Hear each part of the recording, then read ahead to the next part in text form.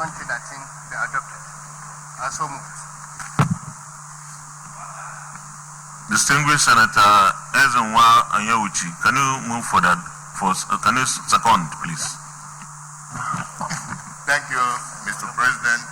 Distinguished colleagues, my name is Ezenwa Francis Anyewuchi. I rise to second the motion for the adoption of the vote and proceedings of Thursday, 25th July 2019. I so second. Distinguished colleagues, those in favor of the motion that the votes and proceedings of yesterday, Thursday, the 25th of July 2019 be adopted, say aye. Those against, say nay. The ayes have it. The votes and proceedings of Thursday, the 25th day of July 2019 is hereby adopted.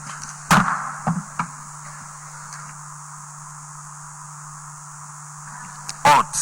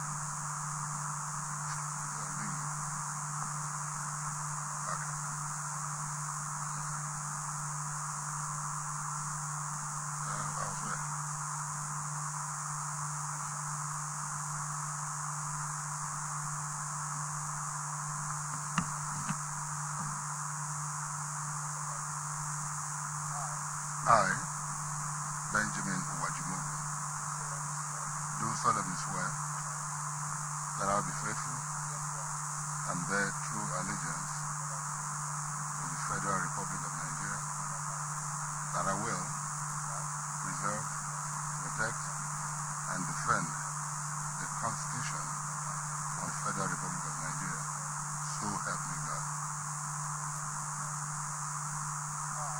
I, Senator Ben Uwajimugu, do solemnly swear that I will be faithful and bear true allegiance to the Federal Republic of Nigeria, that as a member of the Senate, I will perform my functions honestly to the best of my ability, faithfully, in accordance with the Constitution of the Federal Republic of Nigeria and the law and the rules of the Senate, and always in the interest of the sovereignty, integrity, solidarity, well-being, and prosperity of the Federal Republic of Nigeria, that I will strive to preserve the fundamental objectives and directive principles of state policy contained in the Constitution of the Federal Republic of Nigeria,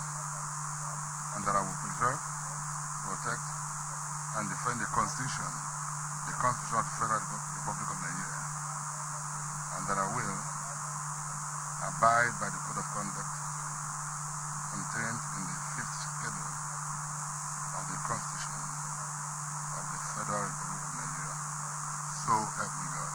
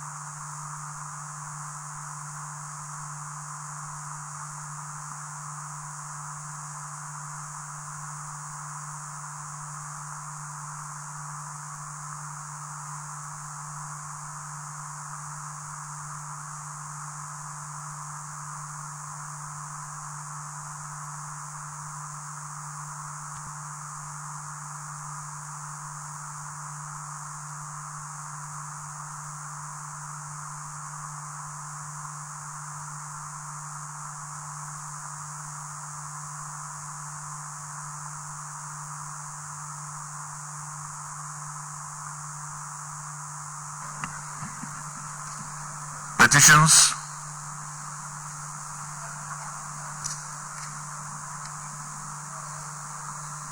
Leader of the Senate.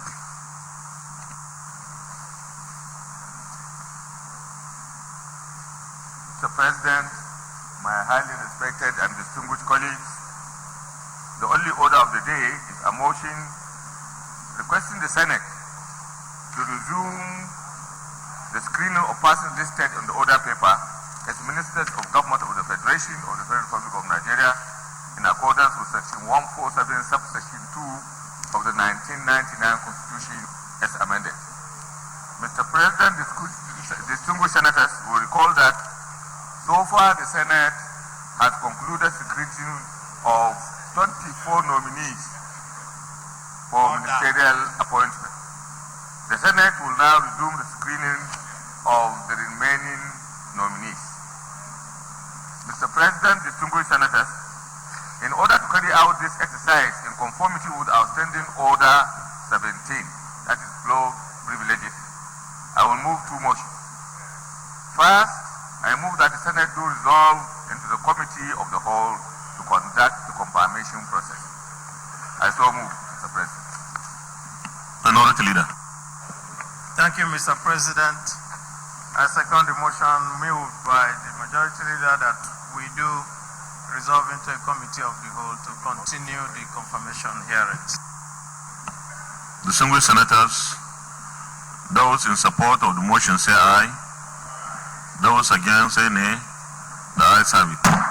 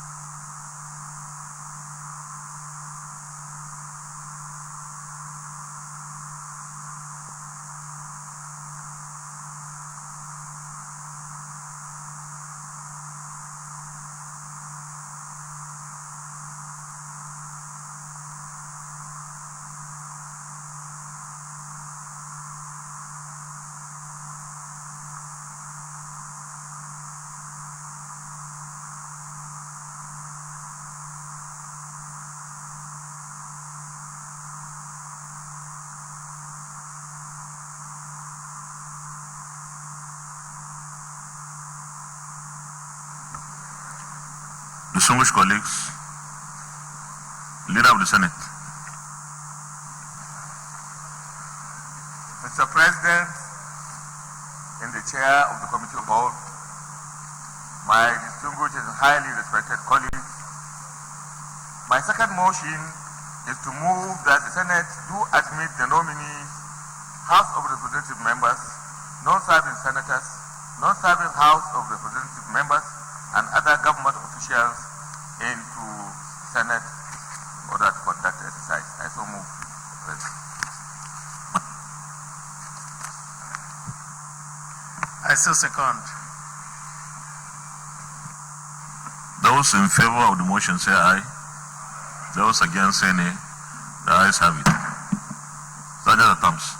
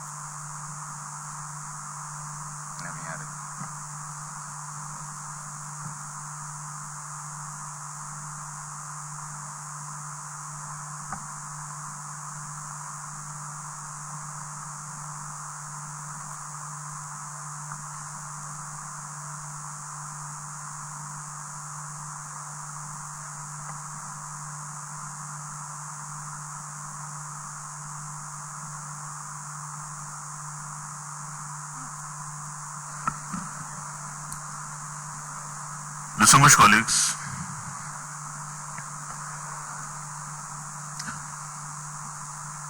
we are set to resume the screening exercise of the ministerial nominees this morning, and the nominee before the Senate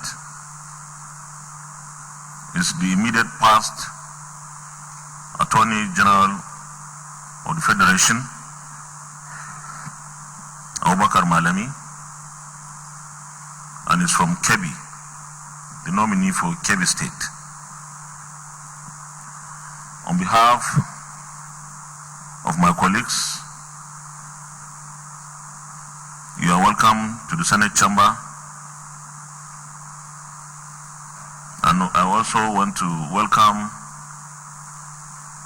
our colleagues from the House of Representatives who have accompanied you, and all the other members of the delegation into the chamber. We already have copies of your CV. Nevertheless, you can choose to highlight anything that you think needs to be particularly noted for the purpose of this screening exercise. And would you have something that is omitted but is of relevance and importance for this exercise, you may highlight as well. So once again, you are welcome, and you can address the Senate. The Senate President and the Chairman, National Assembly, Senator Ahmed Lawan,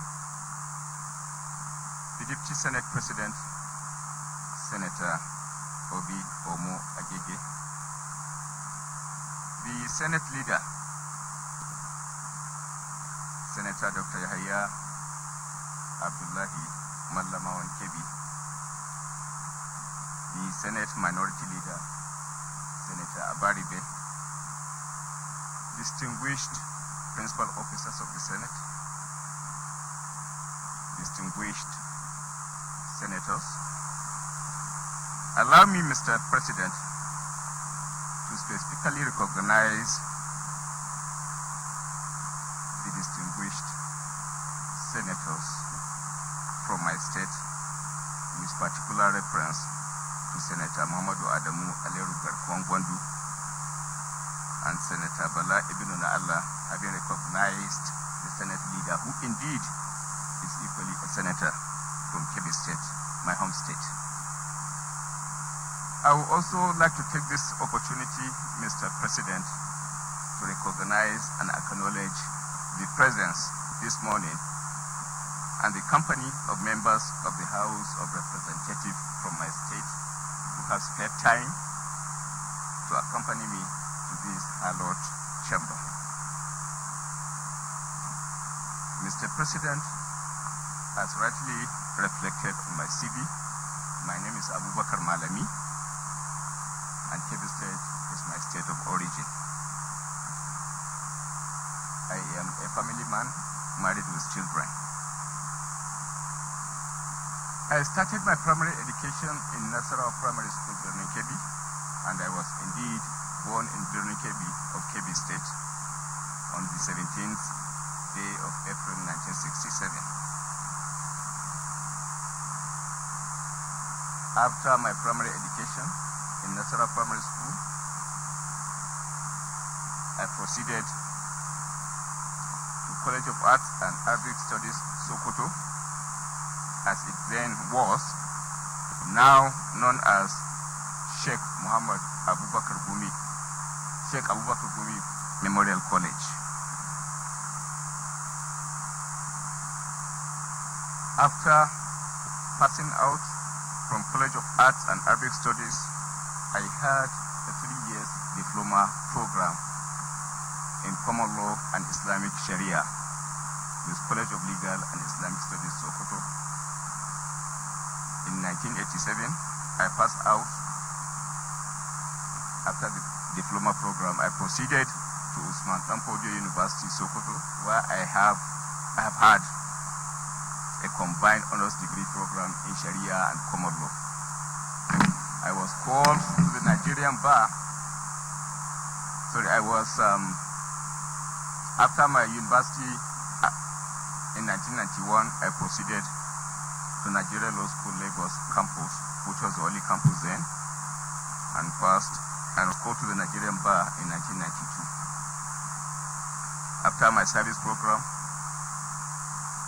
I had Masters in Public Administration in University of Maiduguri. I have had a life as a legal practitioner.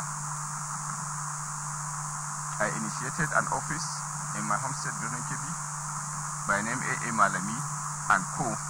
before I eventually collapsed the practice and headed a law office of K.T. Turaki and Co., a former minister in the Federal Cabinet, Minister for Special Duties, Kabiru Tanimu Turaki, SAN. I headed the office for a period of around 9 to 10 years before I eventually established my practice. I have had a life as well as a lecturer. I lectured at a point in Usman Danfodio University, Sokoto. I was at a point in my state, a state council, and equally was at a point a magistrate.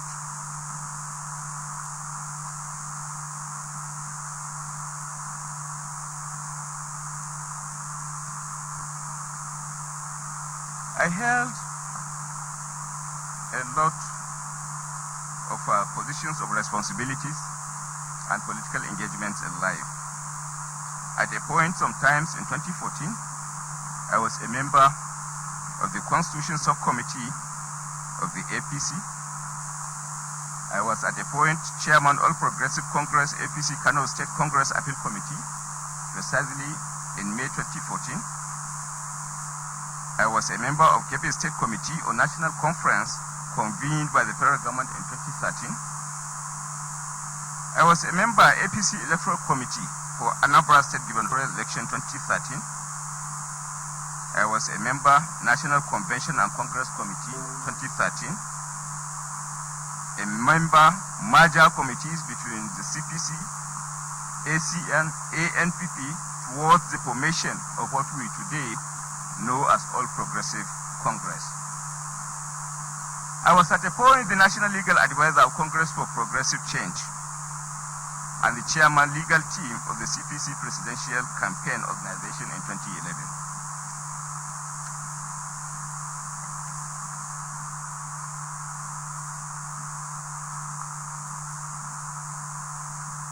Mr. President, sir,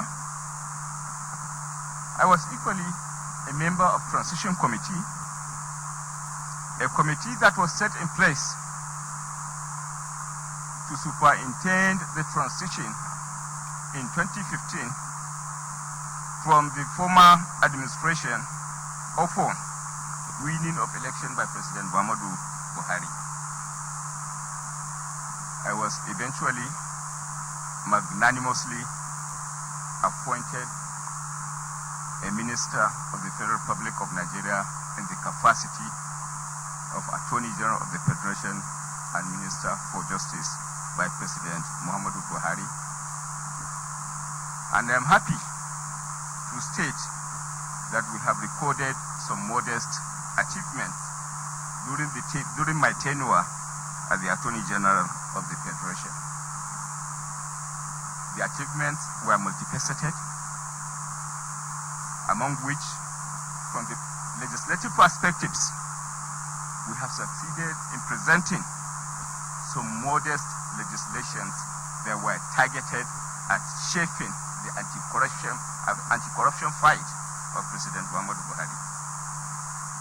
Among the legislations of note that has direct bearing to the fight against corruption were Money Laundering Prevention and Prohibition Bill 2017, Anti-Terrorism Prevention and Prohibition Bill 2017, National Financial Intelligence Bill 2017, Proceeds of Crime Bill 2017, Public Interest Disclosure and Witness Protection Bill 2017, the Mutual Legal Assistance in Criminal Matters Bill 2017.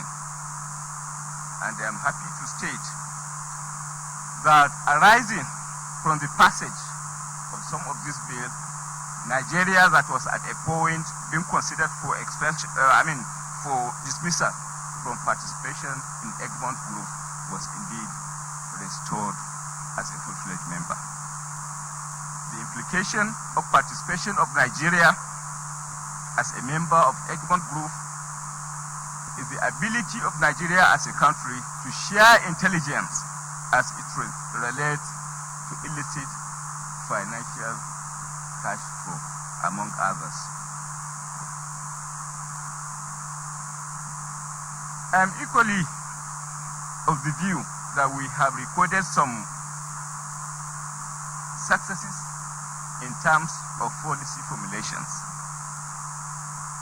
Before the coming in place of the administration of President Muhammadu Buhari, we have had cases, particularly criminal cases associated with corruption, that had been on for over a period of 10 years without meaningful progress.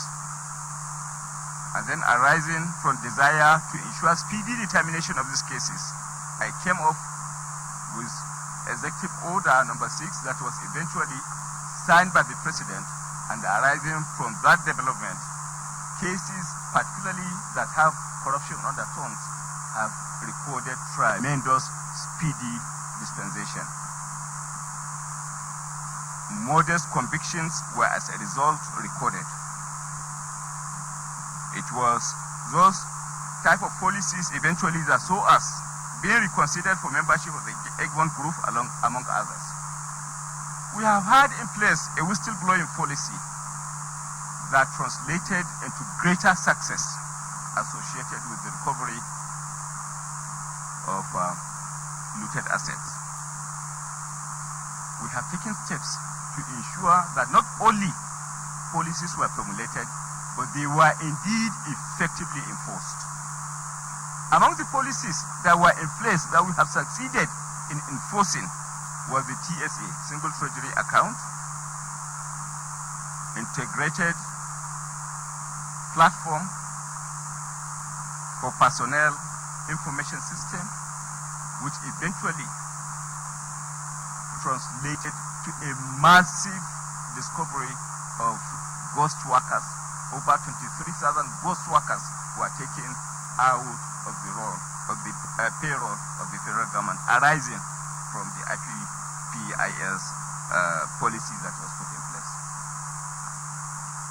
We have created a situation of greater visibility of financial dealings of Nigerians through the enforcement of the bank's verification number. So, arising from that, application of Executive Order number 6 became effectively in place.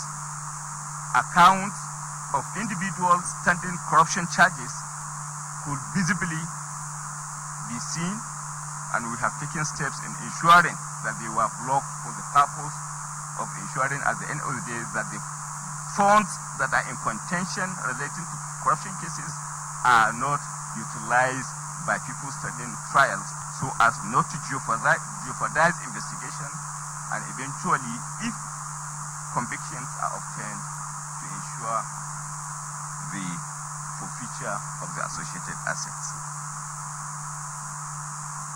At the international forum, we have equally joined open government partnership, and that is out of conviction of President Muhammadu Buhari that we should not only be seen as fighting corruption, but we should be seen to be transparent and open both locally and internationally.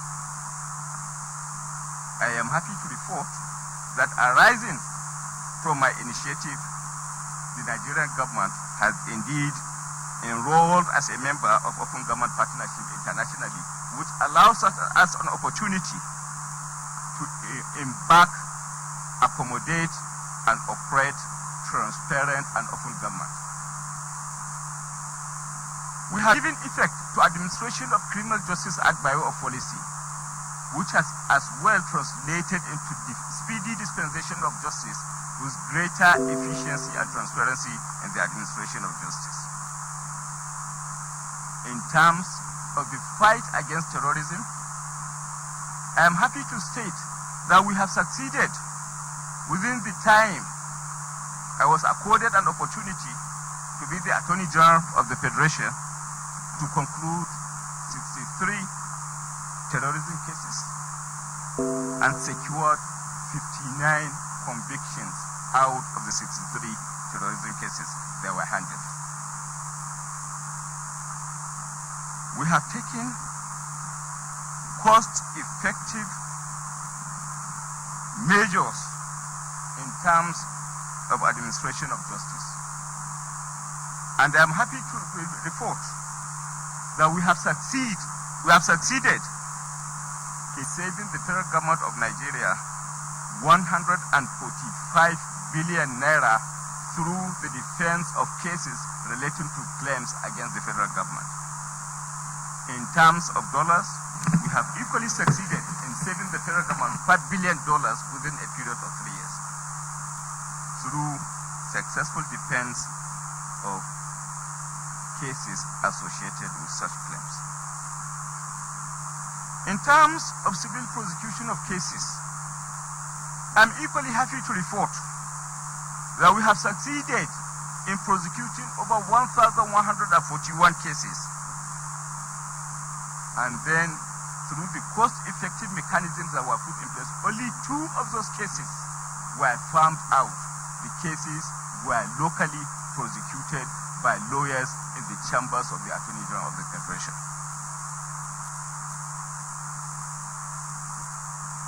Your Excellency the President, in terms of criminal cases as well, we have succeeded over the period of 3 to 4 years in prosecuting over 12,412 cases. In 2015, for example, we prosecuted and handled 2,617 cases. In 2016, 2,933 cases. In 2017, 108, in addition to cases that were one way or the other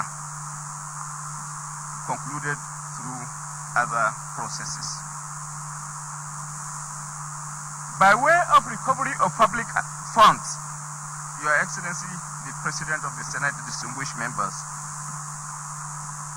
I am happy to report as well that during the modest period I served as the Attorney General of the Federation and Minister for Justice, we increased the balance in the federal government of Nigeria recovery accounts from 19 billion as it was as at the time we came into office, which was as of 29th May 2015, from 19 billion to 279 billion 389 million as at 22nd November 2018. Mr. President, that translates to 1,329% increase in recoveries.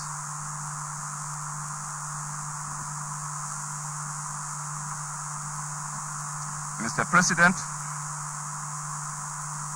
the Federal Ministry of Justice exclusively recovered 779,495,900 out of this amount. And indeed, in Naira, we recovered 59,163,000,000 within the period under review. Let me state, Mr. President, that the successes that I feel we have recorded over time when I served as the Attorney General of the Federation were mainly and substantially on account of what I considered, I understood to be the basis and foundation for progress as far as this nation is concerned, which indeed was collaboration. Arising from the collaboration of the executive and indeed the legislature, we have succeeded in bringing about legislation that had direct bearing in whatever policy is put in place by the federal government. So in essence, I come to understand, Your Excellency, arising for that development, that no meaningful contribution, no meaningful success can be achieved without integration, without collaboration, and without working together. Your Excellency, if given an opportunity further to serve this nation in whatever capacity, I want to place it on record that it is my desire and intention to operate within the context of integration, within the context and spirit of Section 15 of the Constitution of the Federal Republic of Nigeria, which establishes the desire and need for integration. Within the context of Section 15, which establishes the need for collective action as far as the fight against corruption is concerned. But one thing I come to realize, Your Excellency, the President of the Senate, distinguished members, is the fact that the Office of the Attorney General has exclusive responsibility of upholding the public as against individual interest. Upholding the public interest, and in so doing, embedding it, flavoring it with the interest of justice, and indeed ensure at the end of the day that no abuse is allowed to set in. It is not an office that is exclusively targeted at serving an individual interest, but collective interest. So in so doing, Mr. President, what is expected of the Office of the Attorney General arising from my appreciation is indeed upholding the public interest, particularly when it comes in conflict with an individual interest. The public interest, the interest of 180 million of Nigerians as against the interest of a single individual. And whatever decision, whatever opinion I have developed over time, arising from the role I played as the Attorney General of the Federation, Your Excellency, was indeed rooted in that singular appreciation. I am happy to report, Mr. President, that I have developed over 1,002 legal opinions at a time when I served as the Attorney General of the Federation. And my major consideration as a driving force relating to those opinions is the public interest and the interest of 180 Nigerians. And I was in no way, Your Excellency, the President, carried away by sentiments relating to self-serving or individual interest, but the public interest. I rest my case as far as limited antecedent associated with my person are concerned, Mr. President. Thank you very much. Senator Michael Opeyemi Bamidele. Thank you, Mr. President, sitting as chair. Distinguished colleagues and Mr. Nominee, I am Michael Opeyemi Bamidele. I represent Ekiti Central Senatorial District. It's been interesting listening to you, sir. I felt proud as a lawyer. I felt proud as someone who was called to the bar in the same year with you and who has followed your activities, know you have done well for yourself and you did well for the nation as an Attorney General. However, Mr. Nominee, there's still so much to be done.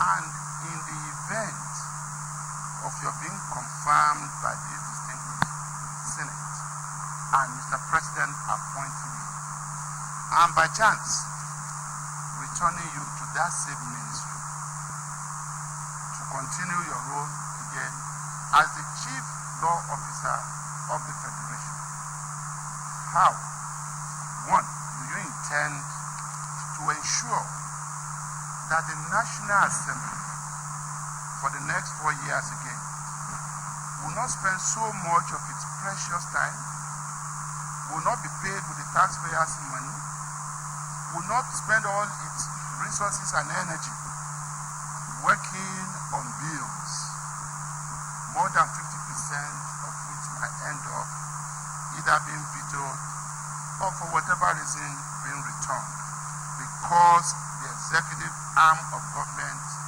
considers such bills as not being workable in overriding public interest. So how do you intend to work closely with the National Assembly to prevent this? More so in the spirit of what you have said concerning section 15 of our Constitution. It is important that there is more interaction between the two arms of government right from the period of commencement of these bills, so that whatever needs to either be included or be removed in overriding public interest, again I say, will be addressed. Your office is very critical to this. How also do you intend to be able to interface with the judicial arm of government to ensure there is better understanding of the workings of the executive arm of government?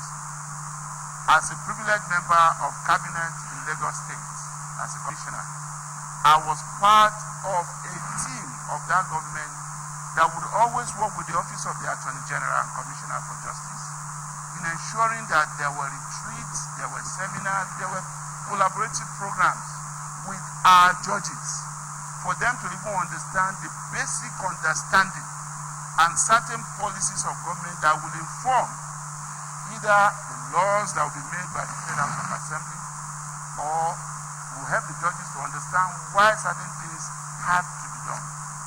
I think it's important that we continue to remind ourselves that our legal system is a creation of our political system. And these laws that people go to court to interpret are made by politicians. We're happy, we are lucky as a nation to have someone like you being a technocrat and at the same time a lawyer. I mean, a technocrat and a politician. So it means that you are in the best position to be able to ensure the delicate balancing that we need to do. And finally, Mr. Nominee, how would you like to be remembered as an Attorney General? Lord have come and gone. You are serving at a very critical stage of our nation. How would you like to be remembered? Thank you so much again, Mr. President, sitting as chair. The DSP.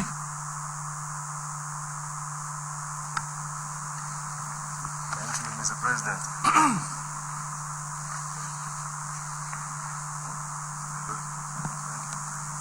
First and foremost, I want to thank Mr. President, our President, for this very important nomination.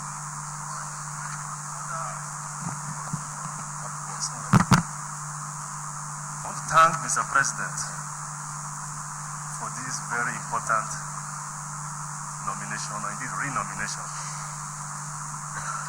For some of us, this didn't come as a surprise. We expected it.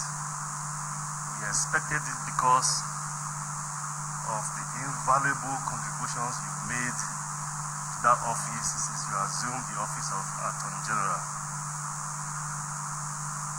You are a good man. You are a brilliant attorney. More important than that, you are a fearless anti-corruption warrior.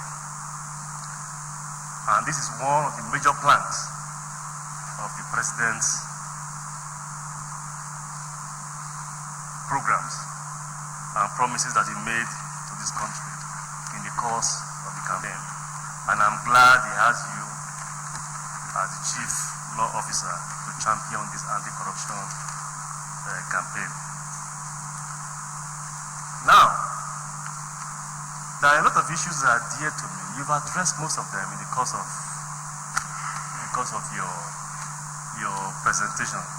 We had the Chief Justice of Nigeria here a couple of days ago for confirmation. One of the issues I raised with him, even though the question wasn't really answered, but I think you've given me some insight. I always wondered why we're having difficulties designating some courts and indeed some judges just to focus on these anti-corruption cases to speed up their trials. Because like you rightly articulated, sometimes we've had anti-corruption cases ranging from 8, 9, 10 years unresolved. But thank God for this executive order number 6, which you just mentioned. I hope that will go a long way in addressing that issue. Now,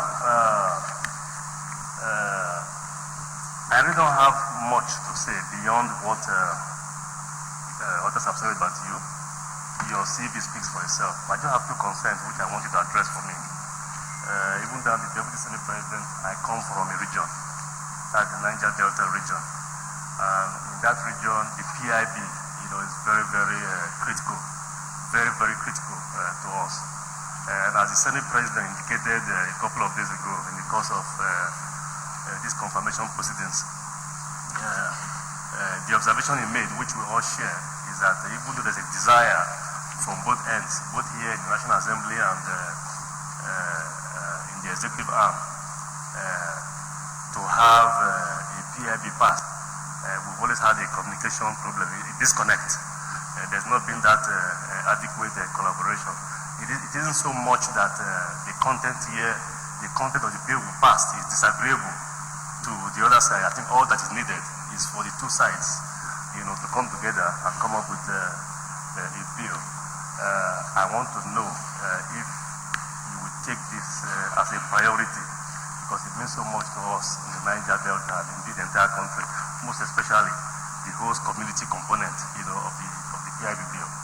And then finally, a couple of days too, my dear brother and colleague from River State, Senator Sekibo, brought a very, very crucial motion here, dealing with the extension of our continental shelf pursuant to Article 77 of the UN Convention on the Law of the Sea. And in the process of that presentation, we were told about the contributions that Mr. President has made, and indeed through your office, to see that money is owed to the team that had been raised, that the bills were adequately settled so that they can proceed to have this matter resolved. I want to know too if you will also undertake before us to expedite the process so that they can complete this and so we can end up enjoying the benefit of this convention. Once again, I want to thank you. I want to congratulate you, and I'm proud to have you serve again as Attorney General if Mr. President so pleases. Thank you very much.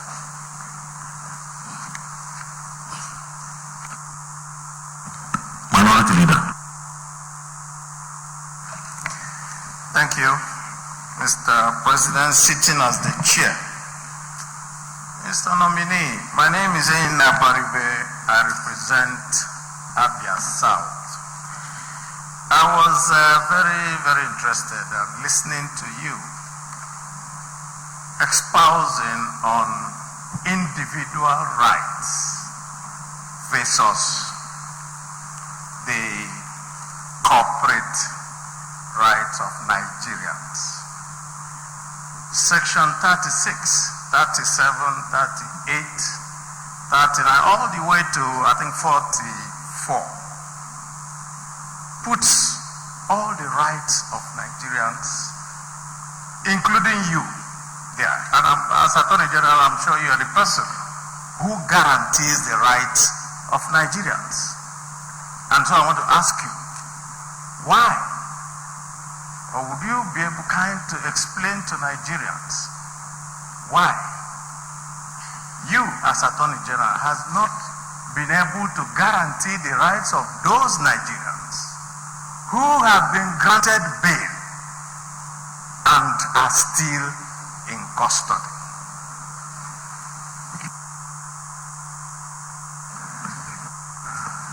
Senator Yakubu Osen.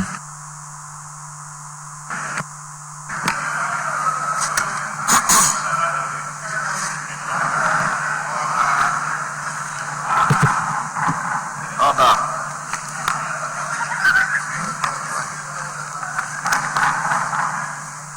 Thank you, Mr. Chairman.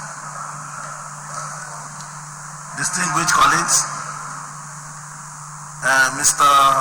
Nominee, congratulations.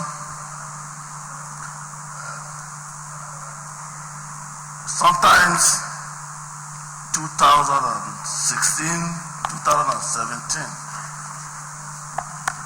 we all know that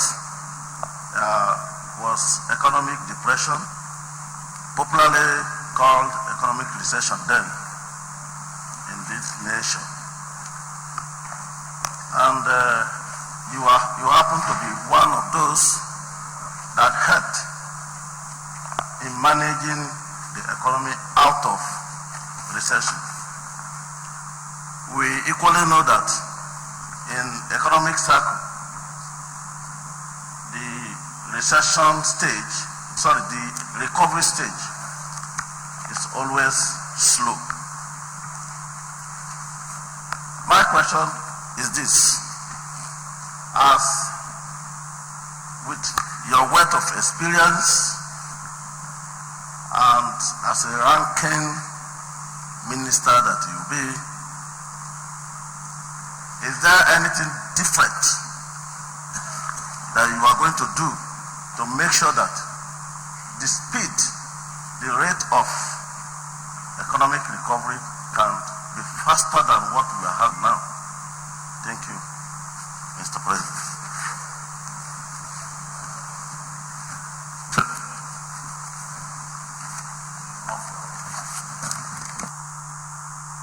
You can respond to the questions, right?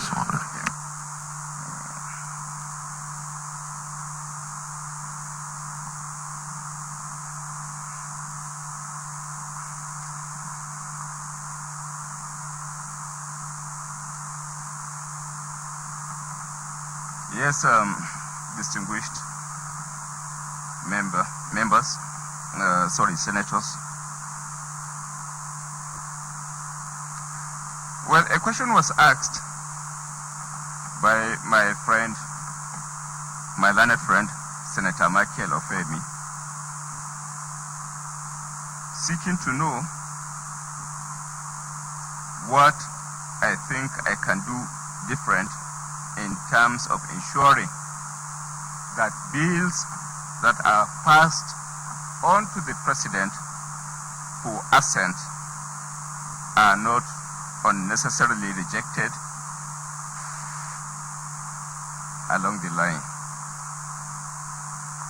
In the course of my submissions, I have highlighted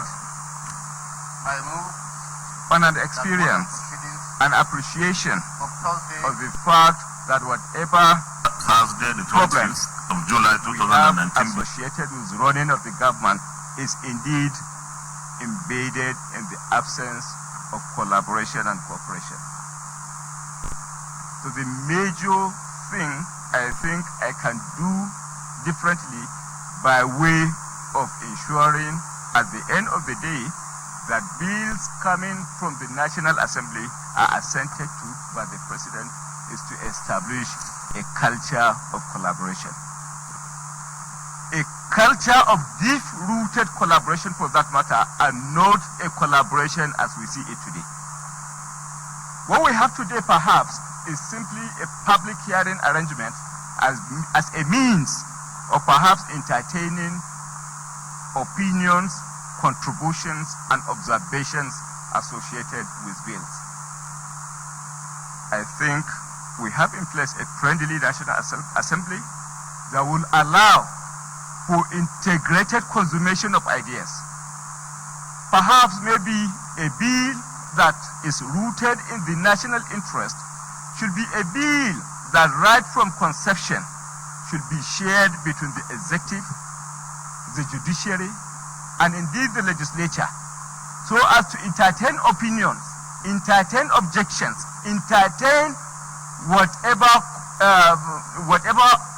superior argument could be accommodated for the purpose of fine-tuning it to ensure at the end of the day that it sees the light of the day for assent. Let me cite an example, for example, with a PIB bill that has been raised by the distinguished Deputy Senate President. That bill was fundamentally rejected, among others, by the President because of the fact that the interest of the host community was at a point compromised.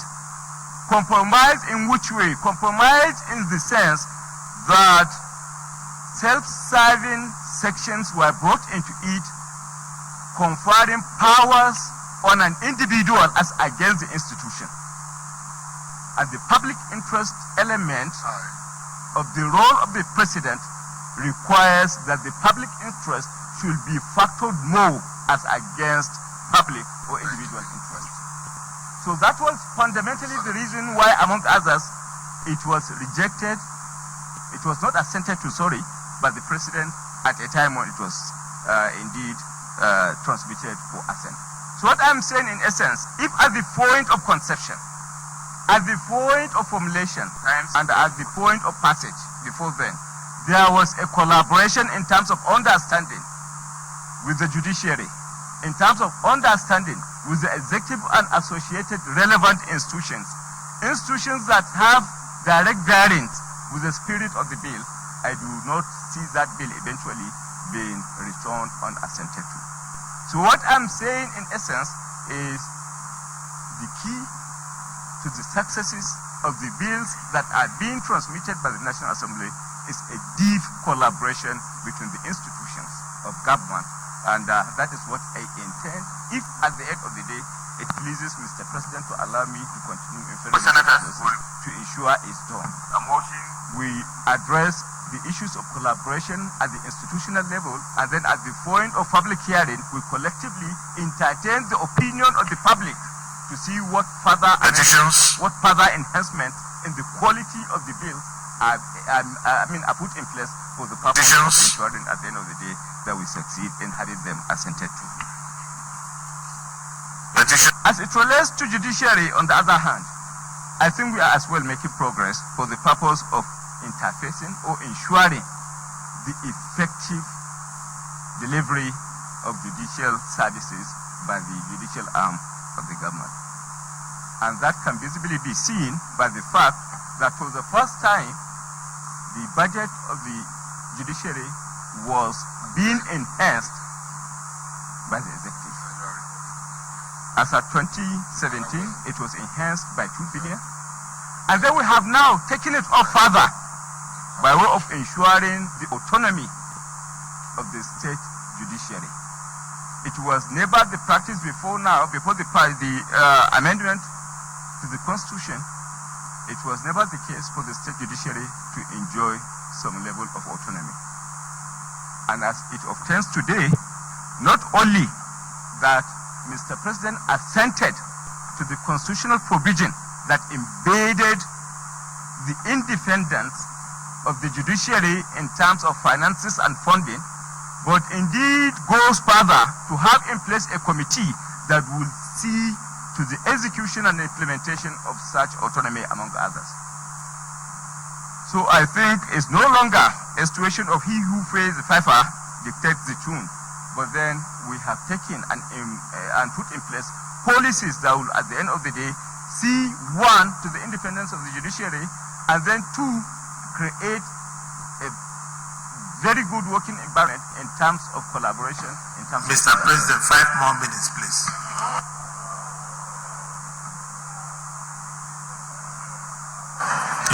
Please proceed. Yeah.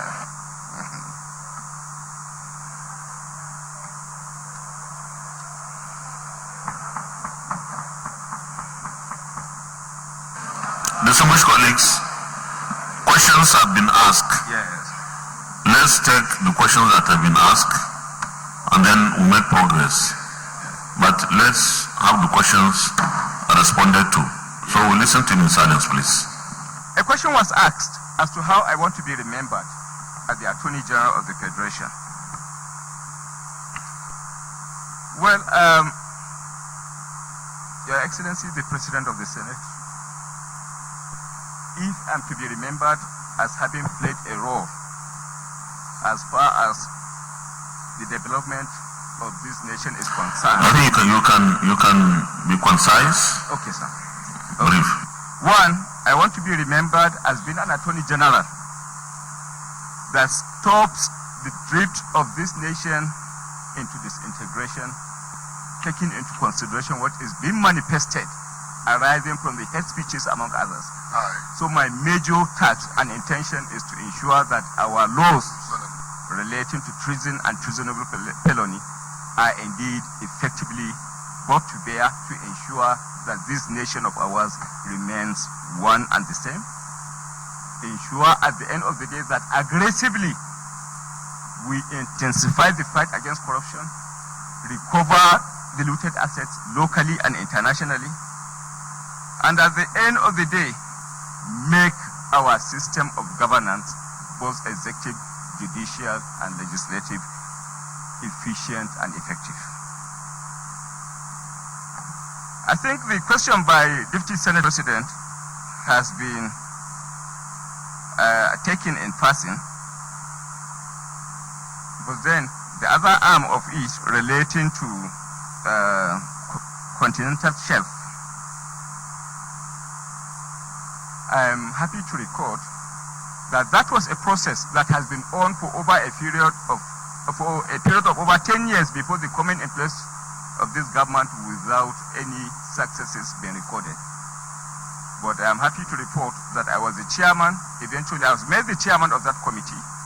And arising from that, we have succeeded within the period of 4 years to acquire a maritime boundary extension for the Nigerian state by 5 times the size of Lagos, as approved by United Nations Committee on Continental Shelf. And the possibility, confirmed, that aspect is confirmed. And we are now fighting on the possibility of further extension by 4 times what we have already secured and obtained. So I want to state it on record that the 5 times the size of Lagos has been indeed secured from United Nations, and we are fighting more for further extension.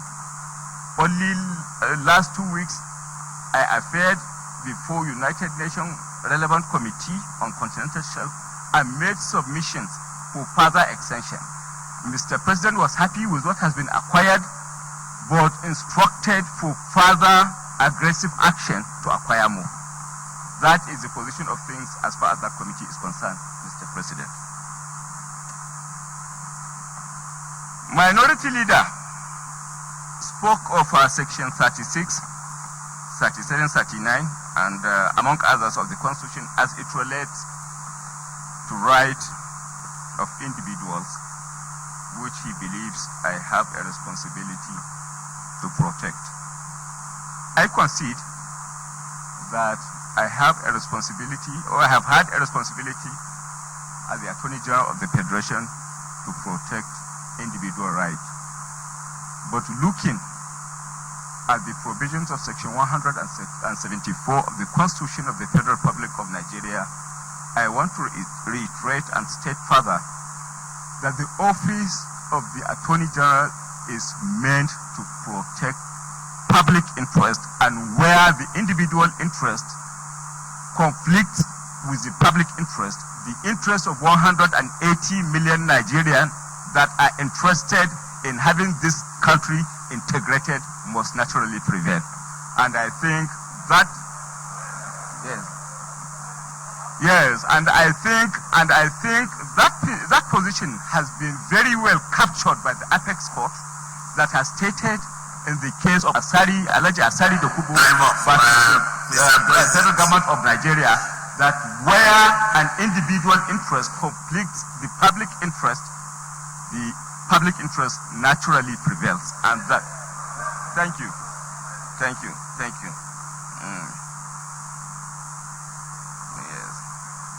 far as it, the final question, Mr. Your Excellency the President, Senator Yakubu, request or perhaps ask a question as to what I intend to do in terms of ensuring speedy recovery of the economy. I think fundamentally the Office of the Attorney General has a greater responsibility in ensuring the blockage of leakages associated with the economy, and I think that is what this administration has succeeded in doing by way of bringing about the policies that brings about sanity, prudence, and the management of the scarce resources of the country.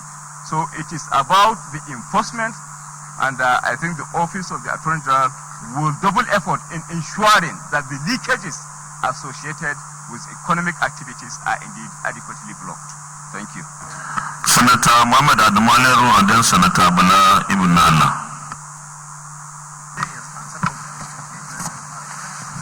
Thank you, Mr. President, sitting in the chair, my distinguished colleagues, our nominee. Mr. President, distinguished colleagues, the nominee happens to come from my constituency, that is Kebbi Central. He has been a very loyal member of our party. He has contributed a lot to the progress of the party, both at the state and at the national level. In fact, he is more seen at the national level when the merger was made between the ACN, CPC, AMPP, and also other political parties. Mr. President, he mentioned a lot of achievements that, to the surprise of even the other side, is by no means a big achievement.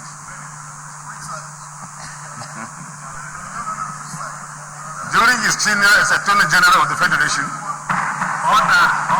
Mr. President, I need your protection. I have the floor. Please, I'm addressing the chair. I'm addressing the chair. I need your protection. Mr. President, the Office of the Attorney General of the Federation, during his tenure, has secured more convictions on higher profile cases than any other administration we had in the past. Not only that, Mr. President, his office has instituted machinery to recover more money than any other previous administration had done. He appeared before us. He has answered the questions very well, to the satisfaction of even the other side. Yes. To the minority. Yes. To the minority. Yes. Refer to them as minority. Minority is the minority. Point of order, minority leader. Minority whip. Point of order. Minority whip. No, minority whip. You say point of order. Which point of order?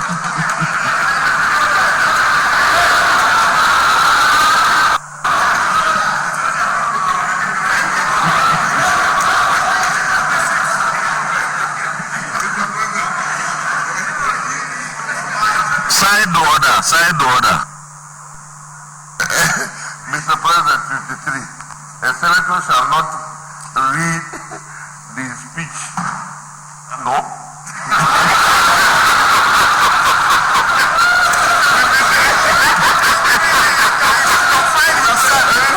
Mr. President, a senator shall confine himself to the issue and point of discussion, but not 53. Since you cannot cite the order, I think you are completely out of order, and I really out of order. Senator will continue.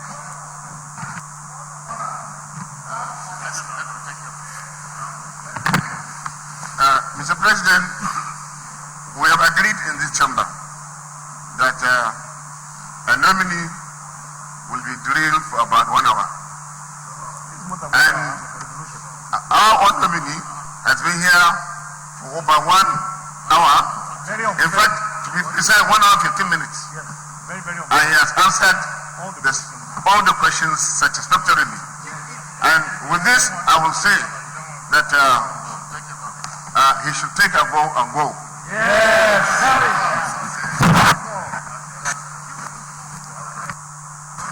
Well, Mr. Senate President sitting in the chair,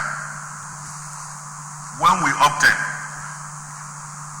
as KB caucus to allow our nominee not to be given the privileges that other nominees were given, it was because we knew the product we were bringing before the Senate. It was a deliberate attempt. You knew that we deviated radically from what we were used to from day before yesterday to today, which is correct. None of the former ministers who have served under the last government has spent more than 30 minutes in this chamber. No. That's correct. That's on record. Who are members of this chamber? Except those who are members of this chamber. Thank you. So, Mr. Senate President. Stay. I'm not protected. I want to be protected. Okay. So, in doing so, I'm happy that we've been given the privilege to sell our product before this distinguished Senate.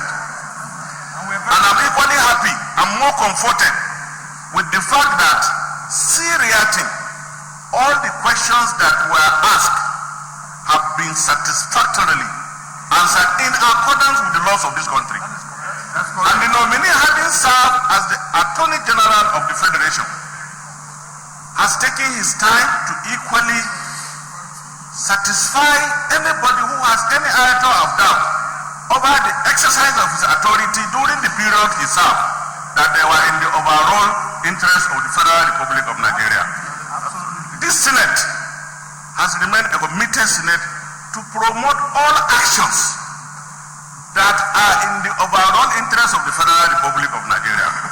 And it is in pursuance of that I think it may be appropriate to respectfully urge my colleagues to allow the nominee to take a bow and go, more so that he has lasted more than 1 hour answering questions. In view of that, I so move, and I thank my colleagues for all the cooperations that they have given our nominee in his screening. Thank you. Thank you very much, distinguished colleagues. Let me make a point here. When we decided to invite senators other than those from the states to ask questions, before we invited senators from the states of the nominee to also make contribution, we are doing so to improve on what we did yesterday. And there is no doubt that the questions asked were very good questions that Nigerians want to hear answers.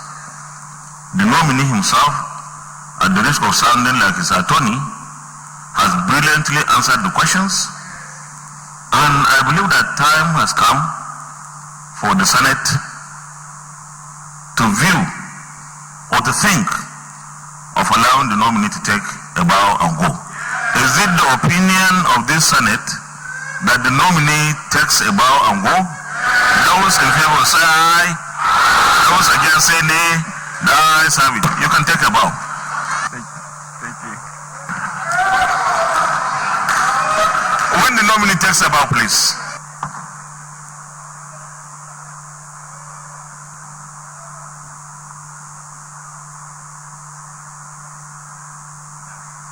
Order, sir.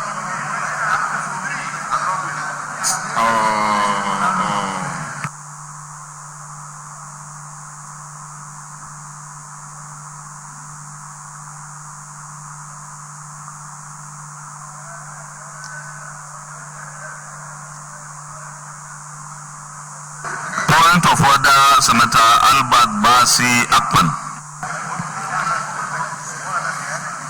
Thank you, Mr. President. The capacity president of the Senate, sitting as chair. Mr. President, my point of order is a constitutional point of order.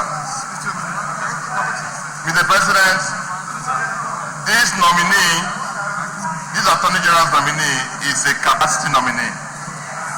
And I can tell you, my distinguished colleagues, point of order, section 150 of our Constitution.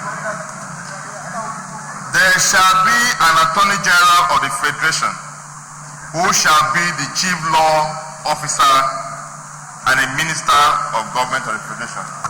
Mr. President, this is the only ministerial office recognized by this Constitution. So even if we have spent 3 hours with the Attorney General, it would have been too much. And the Attorney General has cleverly answered all relevant questions. And we must also know that he is the most understood Nigerian. So this was a platform for him.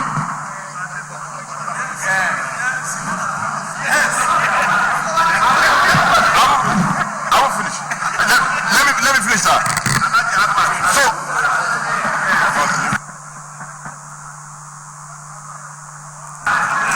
distinguished colleagues, please let's listen to ourselves in silence. You have raised a point of order. I agree with you, and that was why when the Attorney General took, when the nominee took his stand at the podium, I did not invite senators from his state. I invited senators other than those from his states. And except the minority leader, all those who ask questions, including the DSP, have legal background. And the questions they ask, in my opinion, are very germane questions that the public is interested. And I think he discharged himself with excellence by responding to the questions without avoiding any of them. So I think there was no hidden motive or agenda.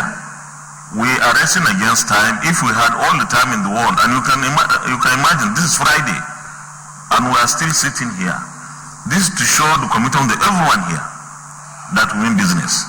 So we take note of your order, and I will not, but we have taken note.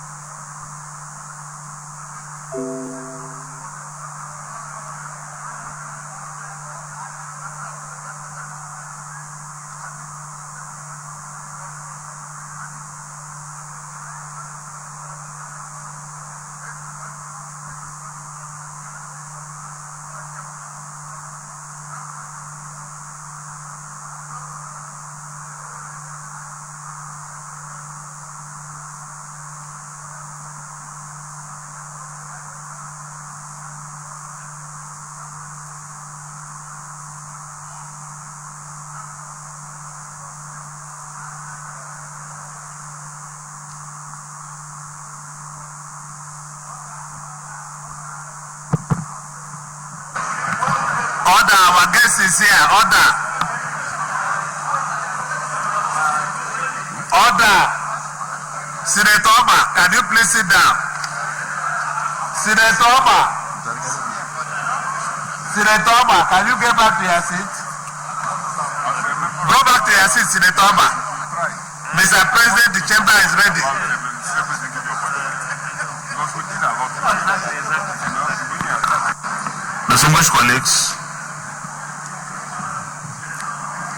Distinguished colleagues, we have the next nominee, Senator Hadi Sirika, the nominee from Katsina State. The immediate past Minister of Aviation,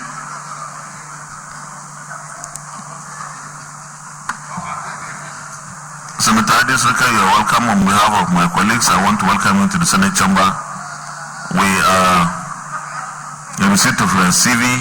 We all have copies, but you can still highlight those things in the CV that you feel very strongly about that could be of help to the Senate in this process of screening. You could also let the Senate know if there is anything outside of your CV but are so important for the purpose of this exercise. Once again, you are welcome to the Senate chamber and you can address the Senate. Your Excellency, the Senate President and Chairman of the National Assembly, and of course Chairman of this session, my very ranking friend and brother in the National Assembly business. We were once in the Green Chamber together. Your Excellency, my brother and friend, Obie Umo Agege, Excellency, Deputy Senate President of this Federal Republic, the entire leadership of this hallowed chamber, and distinguished senators, in particular, Senators Ahmadu Baba Keita, my friend and cousin, representing Katsina North Senatorial District, Senator Bello Mandia, my long-standing friend, representing Katsina South, and of course, distinguished Senator Engineer Kabiru Abdullahi Barkia, our elder in the state representing Katsina Central. Your Excellency, Mr. President, please permit me to say thanks to Allah subhanahu wa ta'ala for making this a second time and for giving us the opportunity to once again be appointed by His Excellency President Muhammadu Buhari to serve our country in this capacity, provided that we're able to pass through this screening exercise. Your Excellency, I stand here with some nostalgia, having been in this chamber, earlier on having been in the other yet vibrant green chamber before here. I'm not too sure if there's anything in my CV for this particular exercise that I must highlight. To say that all of my character and content and conduct have been long deposited in this National Assembly. And I had the privilege and opportunity to debate, to interact, to communicate, to discuss, to be together and share banters with most of us here. However, Your Excellency, I would not conclude without thanking this particular chamber. Once I was in charge of aviation as Minister of State Aviation in the Ministry of Transportation, I had a course to take a decision to close the only runway that we have here in Abuja. That didn't go down well. Many people, including professionals, technocrats, politicians, and as true speakers on behalf of the Nigerian people and the custodian of the law of the land and the makers of these laws of land that we follow, you had the wisdom to invite me 3 times and for a record 9 hours to discuss and iron out those concerns to close that single runway for all of the consequences that were then anticipated.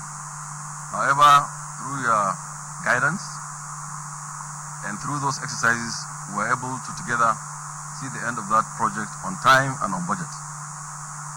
It was quite challenging because we needed the understanding of the National Assembly at the time. It was doctrine of necessity. It wasn't budgeted earlier on. It has to pass through legislative budget at the time, and it was passed, and we were able to deliver the project. Second comment, which is the last comment, Your Excellency, is that through the experience I had in the last dispensation, I think there may be a need to reconsider the Public Procurement Act.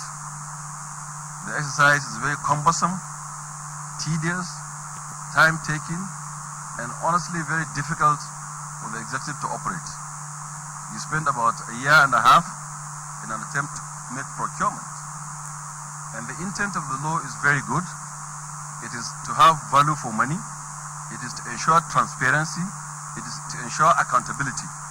It is my humble opinion that all of this can be achieved if the laws are reviewed, because having consideration of the fact that it's a 4-year tenure, and if you spend a year or a year and a half trying to procure, it will be extremely difficult for you to perform. Notwithstanding, however, in my capacity at the time, we embarked upon 157 projects, out of which 134 were 100% successfully completed, thanks to committees of the National Assembly for their oversight and support. Your Excellency, I'd like to stop here to thank you for the opportunity to say a word or two, and also to thank all of other distinguished senators that are here present, including but not limited to, of course, my good friend Emmanuel Baucha, who decides not to call me on the telephone until when he's sure.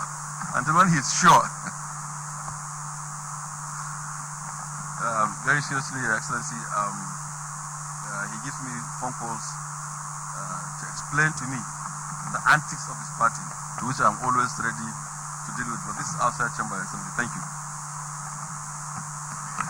Distinguished colleagues, all of us have the CV of the nominee, and of course it's very obvious that he was a member of the House of Representatives from 2003 to 2007, and a senator here for a tenure.